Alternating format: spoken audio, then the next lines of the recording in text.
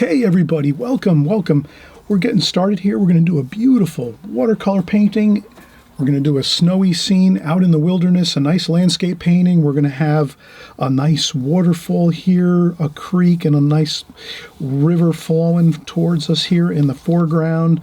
We're going to have some snowy hills in the middle distance, some pine trees here in the foreground middle distance area, then some distant pine trees in the far distance of the painting. We're going to show you how to do this all in the glazing technique. So strap in here, have a fun time, join along. We're going to show you all the techniques and methods how you can create this painting. It's a lot of fun. It's a winter scene, and again, if you don't like snow and ice and winter, no problem. I always say, hey, what we're going to tell you throughout this video, just think of being inside of a nice warm cabin with a fire going and you're looking out the window and you're painting this scene. So I like winter, but that's not everyone's cup of tea, winter time and snow and all that. So, but no problem. This is going to show you a great way to create depth in your paintings with the glazing technique using darks and lights, warm and cool paint everywhere. And it's just a beautiful composition to work on to get the great experience you need and the feel for the glazing technique in watercolor. So stick with us here. We'll be right back. We're going to have fun, and we're going to have all the details you need to create this wonderful painting, and we'll have fun as we do it. Okay, so we'll start out in just a second with the sketch. Okay, we're getting back started again. You just saw the finished painting, so we always like to show the finished painting before we start our project here, our tutorial. You'll notice in the video I use predominantly 3 brushes. I used a square brush or a flat brush, a round brush, and then a needlepoint brush. These are the 3 brushes you would need to complete this painting. You can probably... I think, yeah, these are the 3 you really need. You might be able to get away with a really fine point brush, like a very small, maybe a brush like this where you can get a really nice point on it. But these needlepoint brushes are really the best. You have to have these needlepoint brushes if you're going to do landscapes and things like that. Landscape paintings, anything nature, trees, they're just invaluable. You have to have a needlepoint brush to get those really fine, beautiful branches, tree limbs, twigs, grasses, weeds, things like that. So I always have this on hand from any painting really I do, because even sometimes when I'm doing a streetscape scene, I might have trees and branches and things in there. So the needlepoint's really important. Of course, my go-to brush is always the round brush. I use that mostly, and I also use the flat brush or the square brush, quite a bit in my paintings. So let's get started here. Let's do our drawing first, and let's kind of talk about what we're doing as we create our drawing.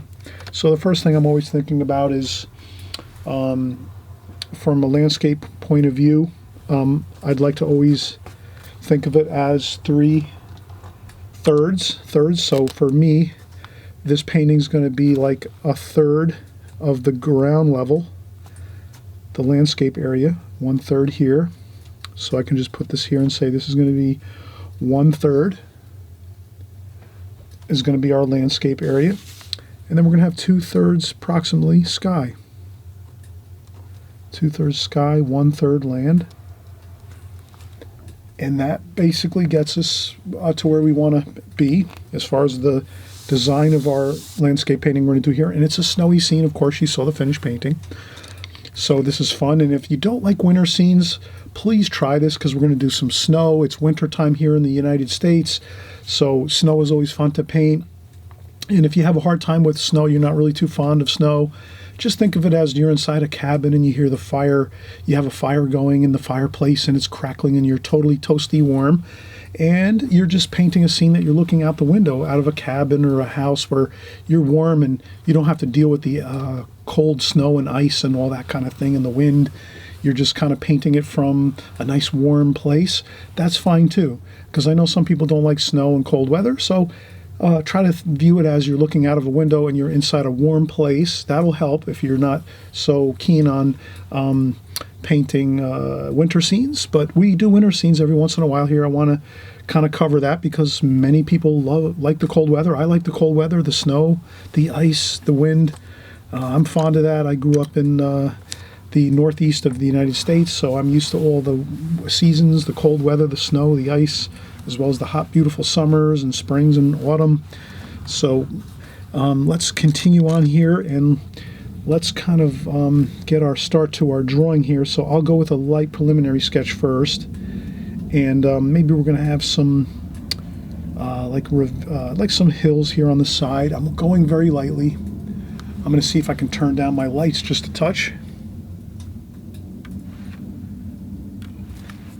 Maybe we can see the pencil lines a little better. If I turn down the lighting a little bit there, that should be good.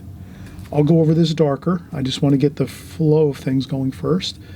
And so we're going to have some water here. And again, I'm going to go over this a second time. I just want to do my preliminary sketch. You always hear me speak about a preliminary sketch, and the reason we do a preliminary sketch is we're doing it very lightly, just so we can kind of get everything where we want it in our design of our picture frame here, our rectangle. So you're better off going very light in the beginning and kind of getting an idea of where everything has to go, than as if you start drawing with a really dark pencil line and then all of a sudden you start having to erase things. Then you're going to have a tough time, because sometimes the pencil marks are hard to lift off of watercolor paper. But if you have a light sketch first, then you can gently lift off the pencil lines and you won't have a problem. So that's why we do our preliminary sketch first, and then we'll go over with a darker line. I hope that makes sense. So I'm looking at my scene here, and I'm just going off of memory of how I've done previous landscape paintings with snow. So I don't have a reference photo at all. I'm just trying to do this by memory, recollection of just some hills coming down with a stream and some rocks and some hills in the back and some trees. Very simple. So here I have my hills here, and they're very simple there. Some hills, some rolling hills, and another little bit of an embankment down here, and then there's some water. So here we have some water.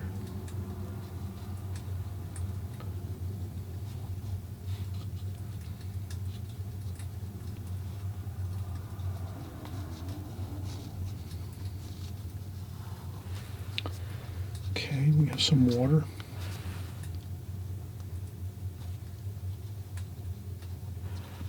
Okay. And a little bit of grass and some weeds over here, so this is pretty good. Now over here we're going to have some trees. These are some pine trees we're going to have over here on the right hand side. Just some indications of some pine trees. And then over here there's a little bit of an embankment. This might be where there's some waterfalls back in the distance. We can't see them too much. It's kind of misty back here. Then we'll have another cropping of snow over here and hills. And then over here we're going to have some more trees. So you can kind of just create some pine trees. I'm going to do some pine trees over here. Maybe a regular good old maple tree or something over here. And we'll do that. So we'll have a maple tree over here, maybe something like that. A little bit larger. That comes in over here. And a couple rocks. Okay, so we're starting to get things really looking good. And then in this distance here, there's going to be more trees, but very, very light. We're going to do a misty background with some trees over here. And there's another hill going back here, so we'll put that other hill back here. And there's some other trees back here. And then there's the sky above. Okay, so I feel like I've got a good kind of overall feel for this. So now, since we have this light sketch done, I'm going to take a quick break. I hope everyone will take breaks when you're working in watercolor. This is a natural time to take a break when you're done with your preliminary sketch. So once you get done with your preliminary sketch, you can take a break, and then we'll come back and we'll do our final contour drawing over the top of this.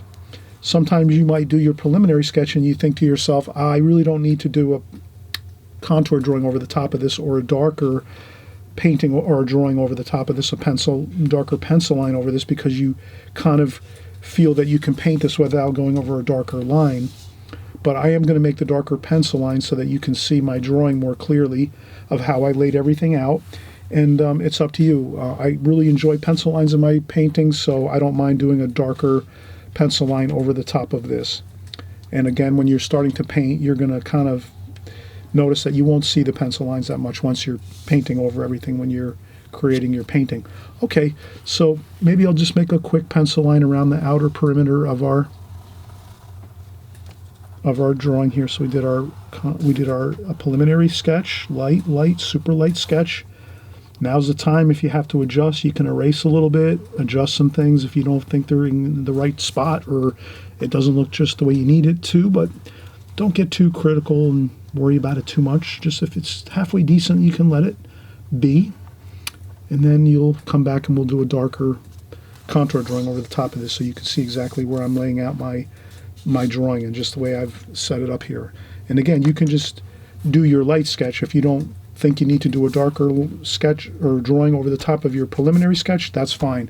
But I need to at least show the darker lines so that you can see, because I notice here it's kind of light. You can't really see everything 100%, so I want you to kind of see the lines and where I'm drawing everything. Okay, awesome. We're coming back and we're going to have the whole enchilada here for you. You're going to see the rest of the drawing and you're going to see all the painting and all the fun we're going to have doing this beautiful winter scene with snow, snowy creek with rocks and trees, a fun outdoor landscape scene that anyone can do. And again, if you like the outdoors and you like the cold weather, great, you're going to have a great time. If you have a hard time with cold weather and you don't like the cold weather, just pretend you're in a cabin looking out the window and drawing this scene, and you have it, all set. You're all good. Okay? All right, so we're going to come back in just a second. Okay, we are back, everybody, and we're going to get started with our contour drawing now. So we're going to do the darker lines of our drawing. We did our preliminary sketch first, just to lay everything out just the way we need it. The trees, the hills in the distance, the stream, the way it flows into the front of the picture, some of the hills over here, a little maple tree maybe over here, some other trees over here, some pine trees. We have lots of pine trees in this painting. So that's the main thing we did first, the preliminary sketch. Now let's do our drawing. So you're going to see me here. I'm just going to do the darker portions of this so you can see that I'm doing the darker. This is the stream, so I'm just making that stream with some rocks in the stream too, like that, maybe some snow-covered rocks here and there. We want a little bit of that going on. And then over here, this is going to be the beginning of the stream, fine. And then some snow over here, maybe a distant area over here, and some more distant area over here, kind of snowy areas where the things are frozen. Then we're going to have a little bit of a waterfall over here. So we're just going to make those water flowing type movements there. Maybe this waterfall is frozen. Maybe there's some ice. Maybe the waterfall is all frozen in this distant area here, and we're just going to see some blue. Maybe there's a little bit of water flowing here and there.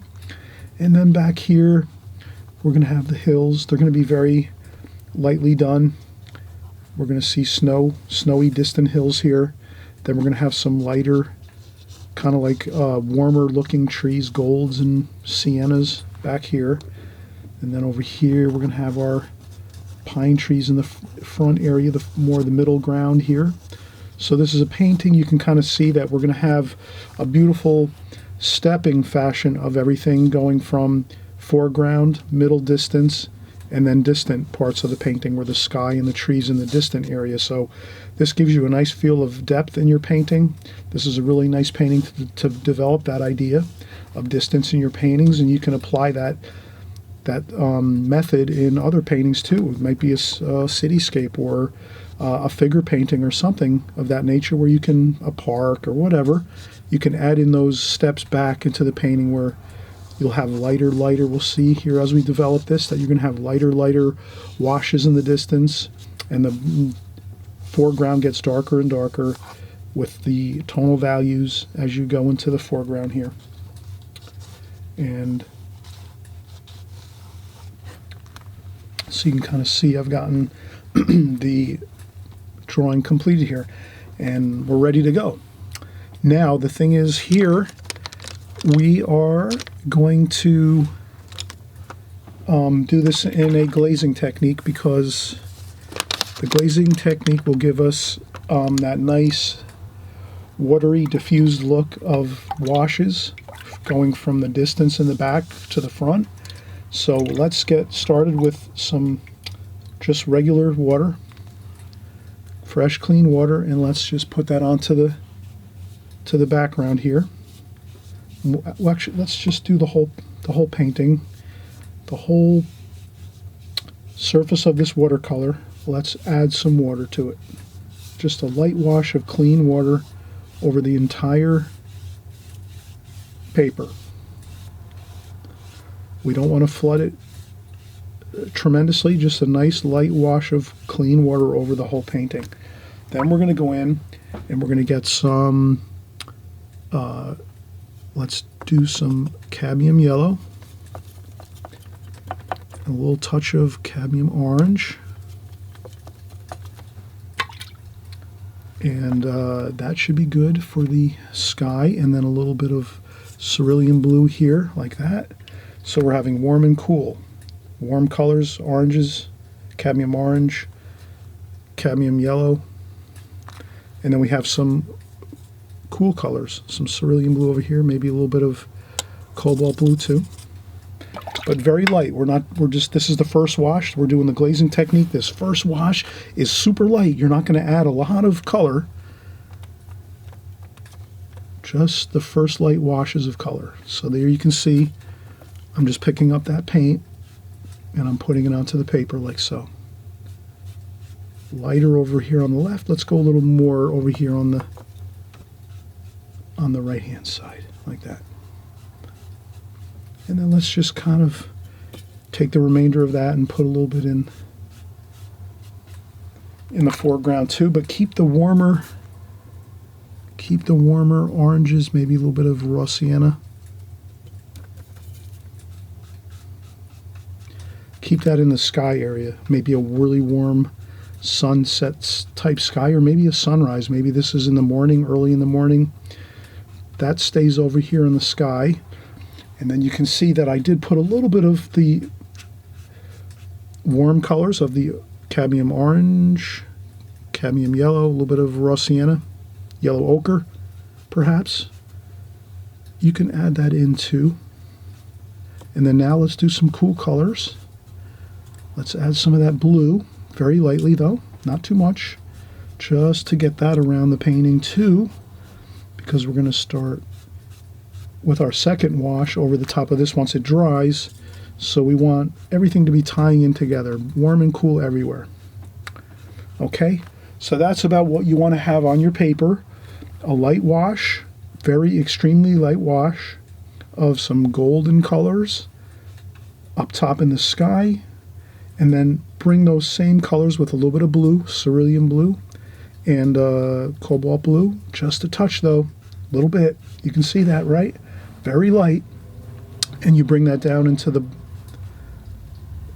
bottom portion of your painting, into the foreground here. Once you have that done, then you have to let this dry 100%. That's the key now. When you're doing a glazing technique, you always want to remember that you want to have your washes drying 100% before you go in and do your... We might be able to start doing some distant trees over here in the distance while it's damp, but you really have to judge that carefully. You don't want to go in too soon. So if you are not familiar with the glazing technique and you're not familiar with painting over damp paper, that's no problem. Don't worry about it. Just remember, it's got to dry like at least 95% before you start going in and doing anything else, any other washes on top of this. So let's keep that in mind. So I'm going to let this dry naturally. I might help it a little bit along with the blow dryer so that we can keep working here and we don't have to take too much of your time.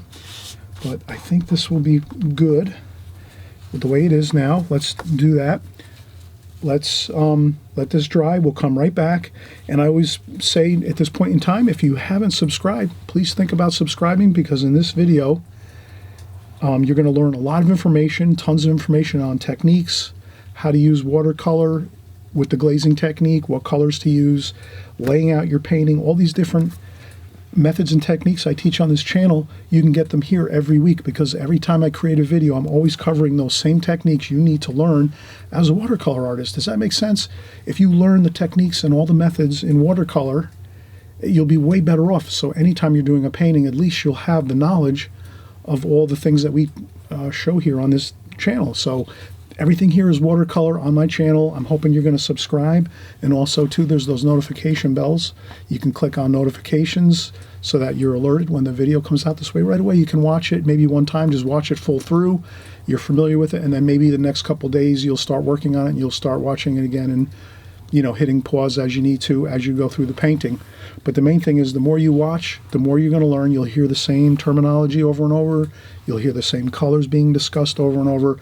You'll get more familiar with all the material, and you'll really gain a lot of insights into the watercolor medium, and you'll paint better and have a lot more successful results. And that's what I want. I want everyone to have great results with your watercolors. Otherwise, you know, you might want to give up on it, and I don't want to see that. I want to have everyone creating beautiful paintings, having a good time, enjoying it. It's a hobby. It's a lot of fun, and for some people, it's also, you know, their livelihood too. So, in any case, have fun with it, enjoy it. It's a real great medium, the watercolor medium, and I hope you will subscribe so you can get all the latest information that we have here on my channel, and we'll have lots of fun as we go. Okay, so we'll be right back. We're going to let this dry, and then we'll start doing our washes over the top of this really super light first glazing or first wash, however you want to look at it. Okay, and we'll be right back with chock full of more information.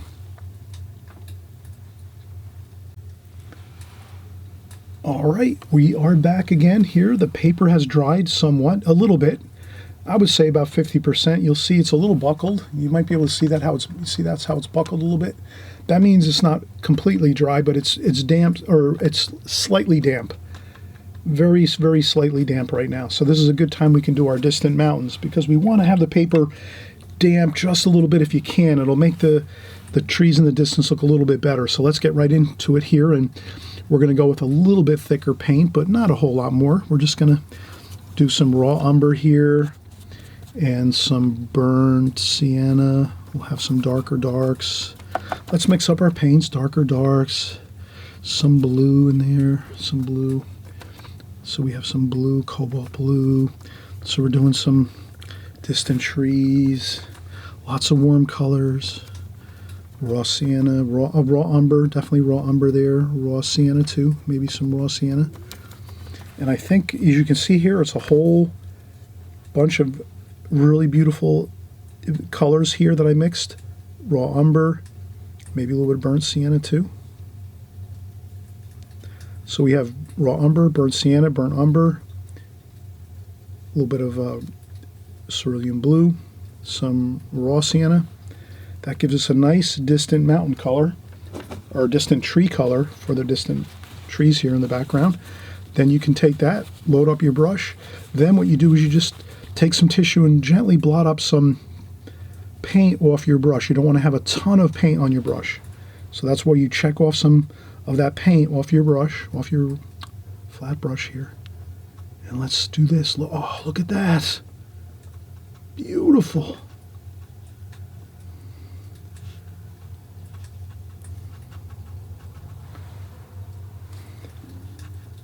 And then some back here too. We're going to do some darker trees over here, some more, you know, pine trees in the foreground that are darker, more greens and blues and interesting. But let's get some of that distant, still some distant colors back in there. Look at that. Some blues there too. We added some cerulean blue and some cobalt blue. Add some blues into your warm colors. And as they go into the distance, maybe over here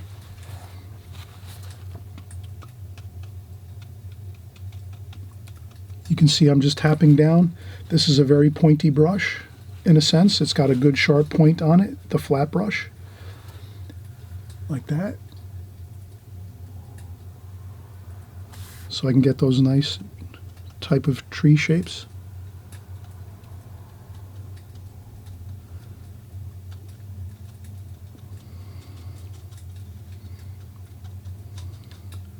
And that's all you're looking to do, is just get that feel of some warm and cool everywhere.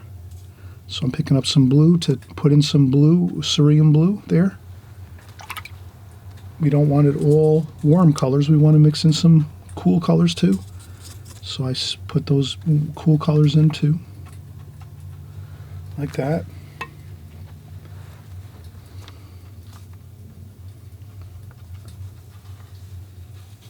Okay. And you can see, look how good that looks. Distant trees, right? If you want to blot up a little bit with the tissue, you can go here and there and blot up a little bit of paint just to give it that misty feeling. Like that. See that?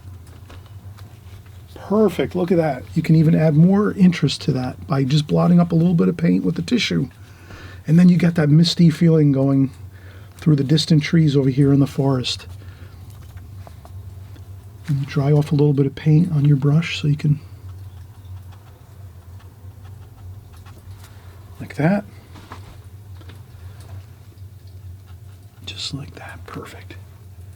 Okay, and then now we have a little bit of a snowy embankment over here, some snowy hills over here, and then we're going to have the waterfalls here.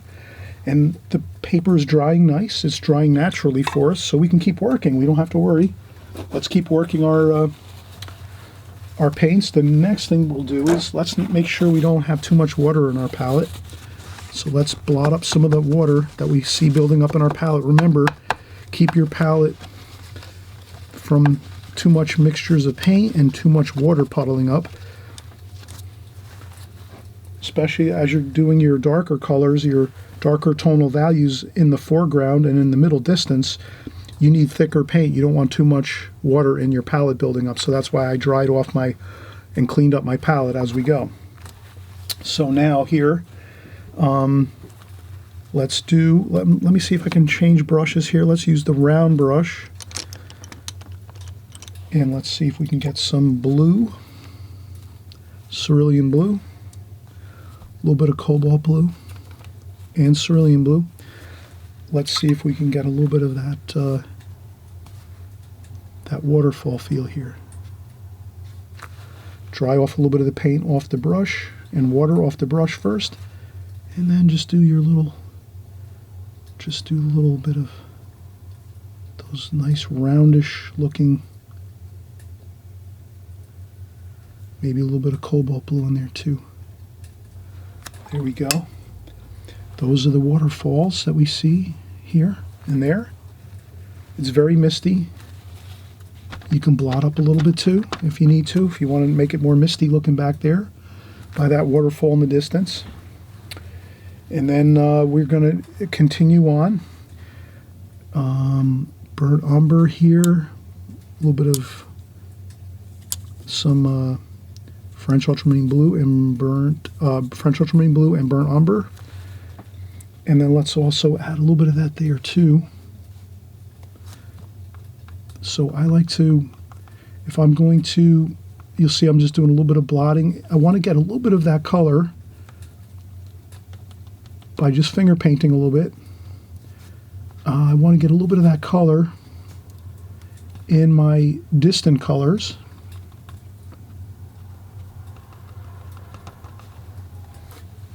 If I'm going to put it into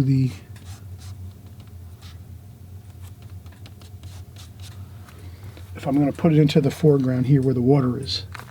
So I hope that makes sense, because now I'm going to go in and start doing some water here with that brown and French ultramarine blue color, maybe a little cerulean blue mixed in there too. Let's do that.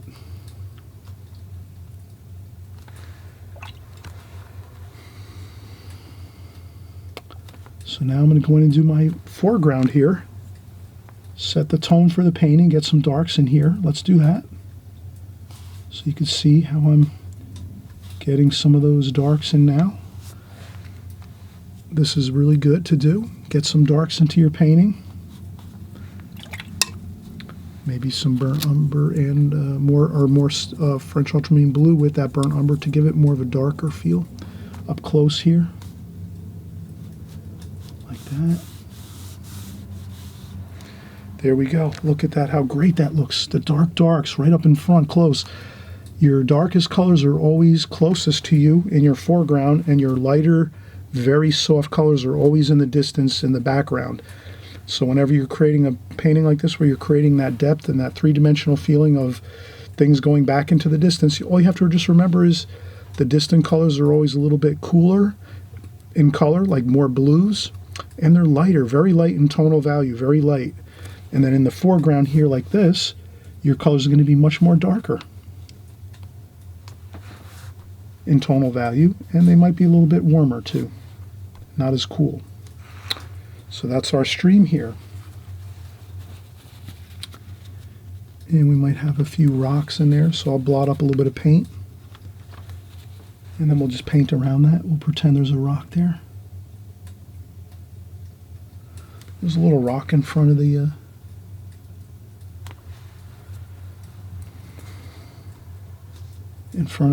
scene here, in that little bit of that creek, and that little bit of a river here, little creek and river. Okay, now we are really looking pretty good. We're going to do some darker trees. Let's get those going. Let's get our sap green, French ultramarine blue, maybe two.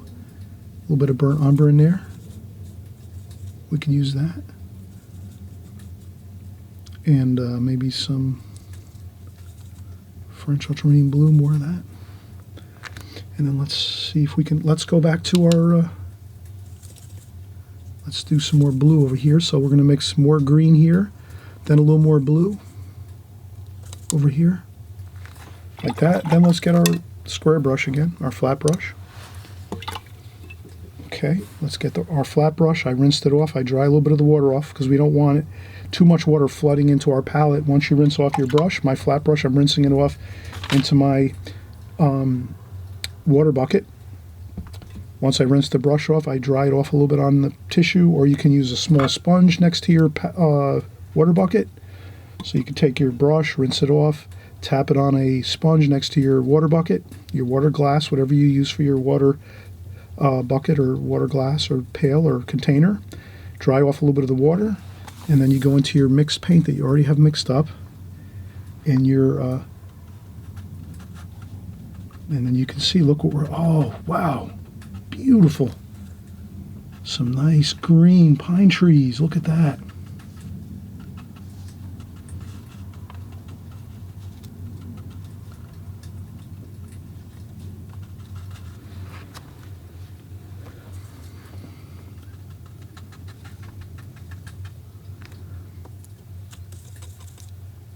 French ultramarine blue, nice, good darks. You want some really good darks in here. French ultramarine blue. See, I'm making a lot of red darks. Maybe some burnt sienna in there too. Burnt umber, burnt sienna in that dark blue. And then a little bit of the green mix in there too. There we go. We want some of those dark darks like that.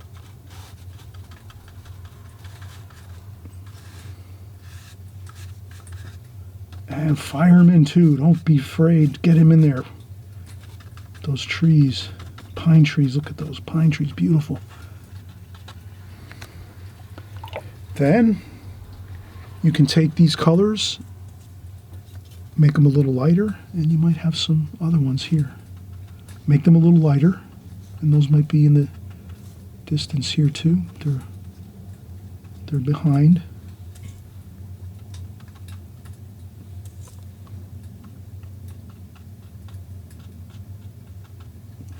That. And there's some more over here.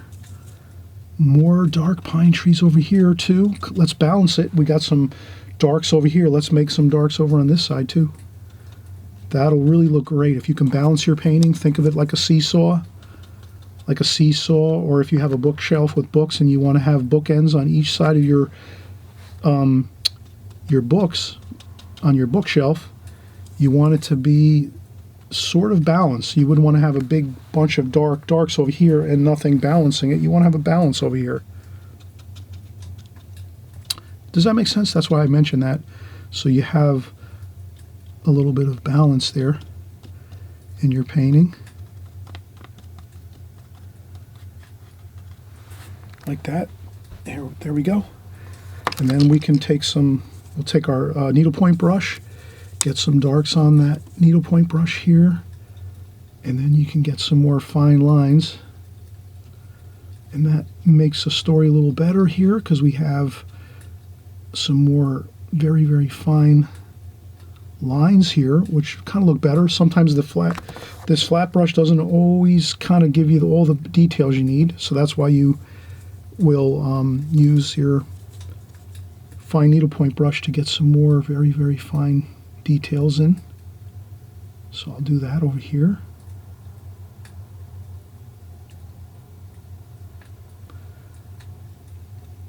And we're going to do even more details yet. We're going to do a maple tree or something over here. But this is just some good fine details that we can add to this. Like that. Okay, so we have and we can even add some of those greens over here too. Let's add some greens to those browns we have over here. That'll look good.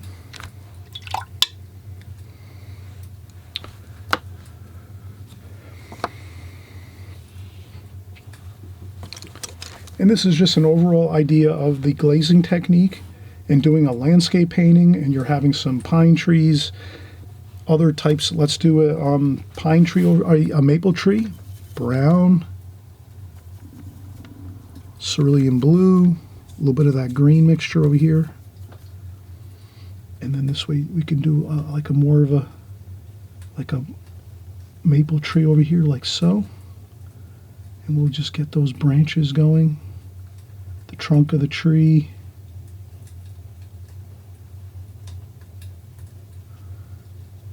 And some of that.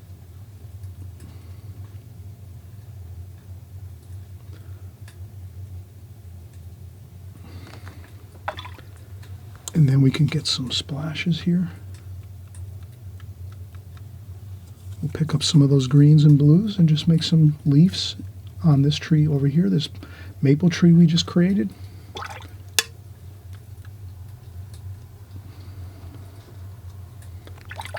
Okay. And then let's do a little more detail here. We'll add some French ultramarine blue to the burnt umber over here, and a little bit of the sap green too, and a little bit of burnt umber. And we'll just have a little more.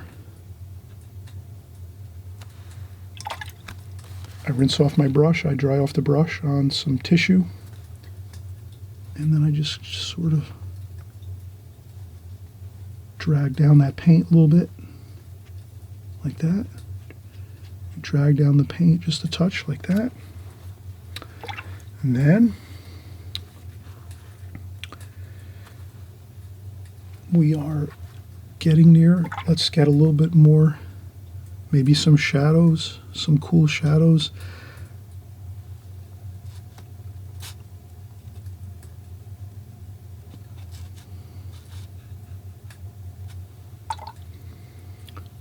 And we could do those cooler shadows with some blue, cerulean blue.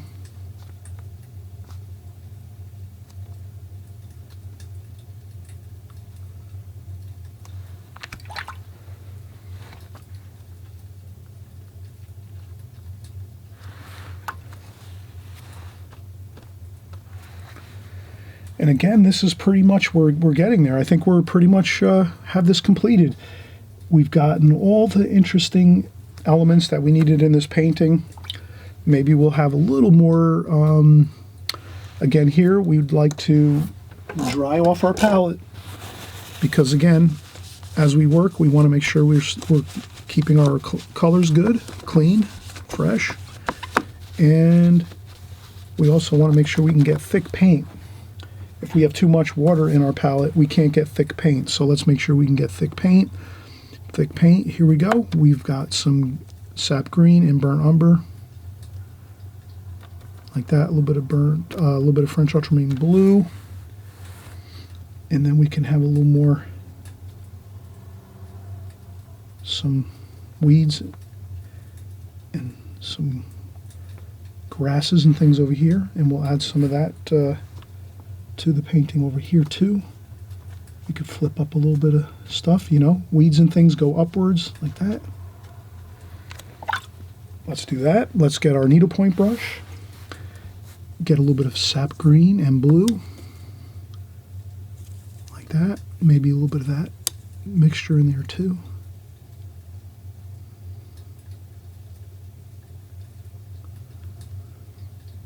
And that's all we need, just a couple little twigs and things like this over here in the foreground. So when we're in the foreground here, we can add these little subtle details that add to the depth of the painting. You can see more details in the foreground here,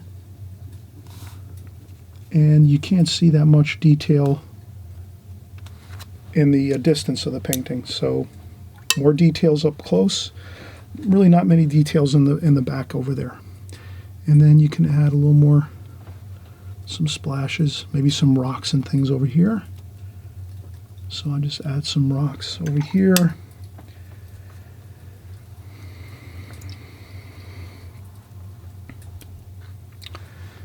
And maybe some more cerulean blue. Maybe we can add some frozen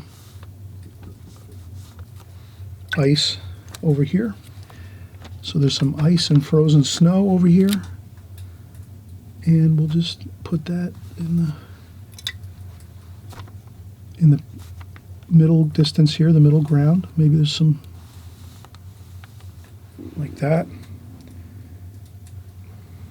Maybe a little bit of straight cerulean blue.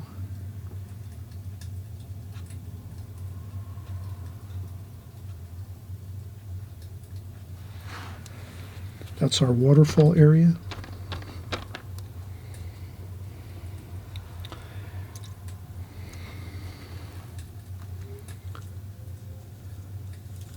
French ultramarine blue, burnt umber, burnt sienna, sap green. You can make a really, really nice dark green.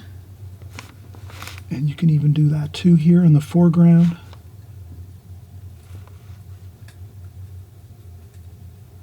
Just to get some darker darks in there. Same over here, add some darks there, just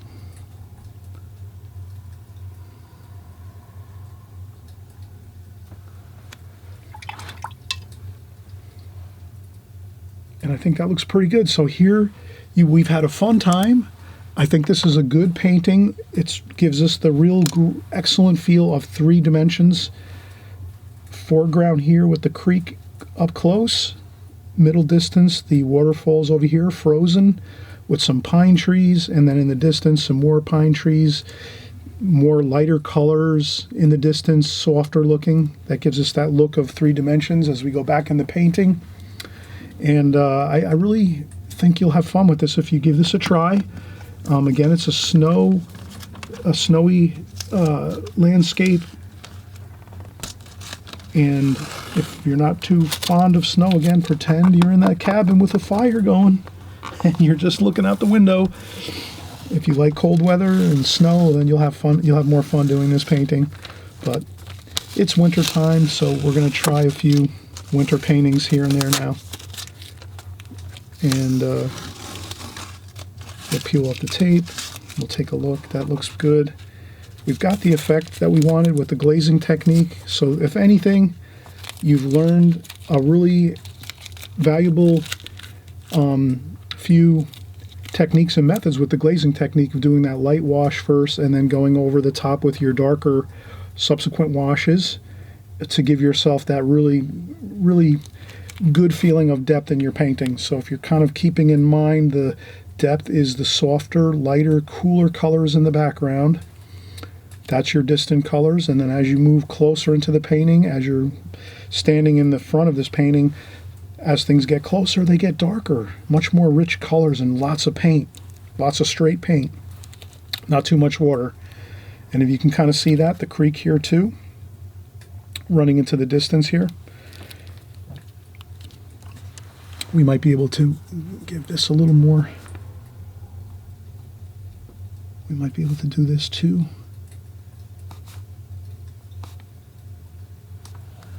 Like that. Maybe we can kind of tie this in a little better into the distance. Like that.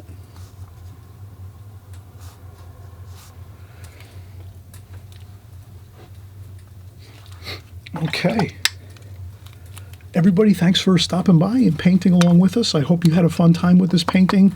I'm sure you're going to leave lots of questions in the comments section if you feel like you need to get any kind of information that you need from me as far as how we did this painting. I always welcome that. Many comments is fine. I enjoy talking with everyone in the comments section. Thanks so much for all your great comments, your kind comments. Everyone's always so nice and really pleasant and complimentary towards my paintings and my work here. So I'm excited about watercolors. I hope you're going to get excited. And this is a real fun painting to try out. And I hope you'll come back again very soon. And we will have a fun time on the next video, okay? Talk to you soon. Bye-bye.